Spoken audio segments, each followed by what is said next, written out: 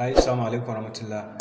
Ni din nan naku maza da nake tare da wani fashin baki akan abin da yake faruwa ko ya faru a Kano akan magana canji.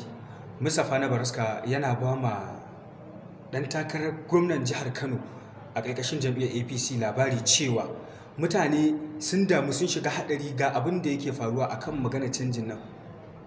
Sai yake cewa kawai sai dan takarar gwamna ya fashe da kuka. Nasiru Sugawuna. Abin ya tashi hankalin mai bashi labari Mustapha na Baraska.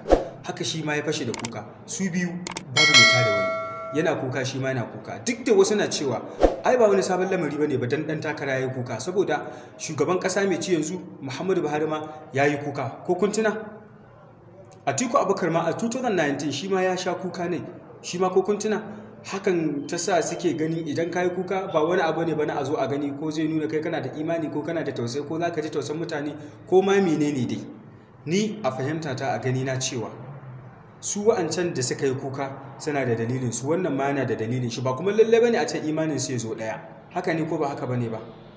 Abinda nake fata nake roƙon Allah ya sanya kukan da yake ya zama yana da tausayi da gaske, ba yaudara bace irin ta 'yan siyasa.